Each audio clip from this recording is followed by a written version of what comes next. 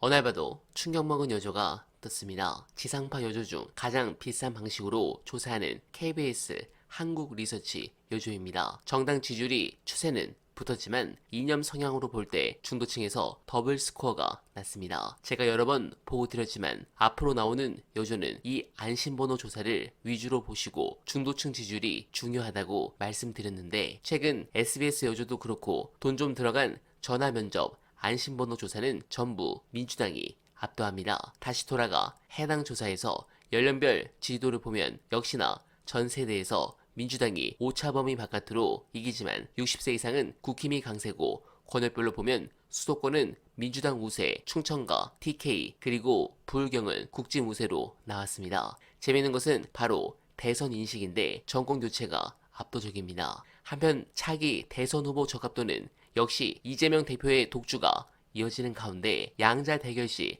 명태탕은 젠 대표가 9%, 홍카는 10%를 앞서고 있습니다. 또한 유력 후보로 떠오른 김문순대는 12%로 압도하며 가발 거치대는 그냥 끝났습니다. 이건 끝난 겁니다. 이렇게 제대로 된 여조가 나오니까 두창이 조카 국짐은 당황스러울 것 같은데 그래서인지 극우 유튜버들이 하나씩 도망을 가려고 하고 있고 별건 수사라며 윤석열 측과 경호처장은 난리를 치는데 관련한 중요한 영상 보시고 이어가 보겠습니다.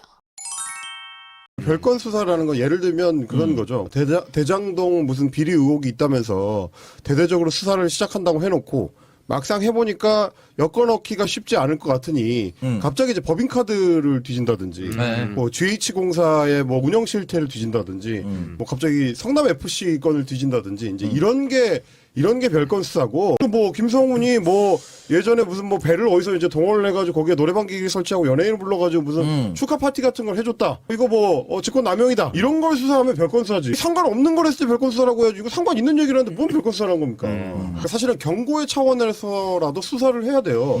왜냐면 아까 우리가 배인규 얘기했지만 배인규가 왜 갑자기 개나마를 불면서 뭐 집회 시위를 그만두네, 뭐 유튜브를 안 하네 이런 연병을 떨겠어요. 수사 받을 것 같으니까. 혹은 아주 높은 확률로 출두 요청을 받았으니까. 그러니까 이런 부분들이 경고로 작동한다는 걸 우리가 확인하고 있기 때문에 적어도 정강훈한테 나대지 말라는 정도의 경고 의미로 수사가 필요하다. 그리고 연관성이 없다고 할 수 없으니까. 당연히 필요한 일을 하는 거고 그걸 가능하면 좀 빨리 하는 게 좋겠다. 왜냐면 그 추종자들이 여전히 뭐 지방법원 앞에 간다든지 헌법재판소 앞에 간다든지 가서 연병을 떨고 있고 그 변호인단이라는 인간들이 그 무대에 올라가가지고 헌법재판관들이나 뭐 법원 판사들한테 하고 있으니까요. 그걸 막으려면 그런 인간들도 돌려야 되고요. 아니 어떻게 변호인, 법조인이라는 사람이 단상에 올라가가지고 헌법재판관들을 빨갱이라고 얘기하고 이러고 있는데 대한변협에서 가만히 있을 수가 있습니까? 네, 공감합니다. 철저하게 수사해야 합니다. 특히 내란 공범들 차후 정권 교체 뒤 전부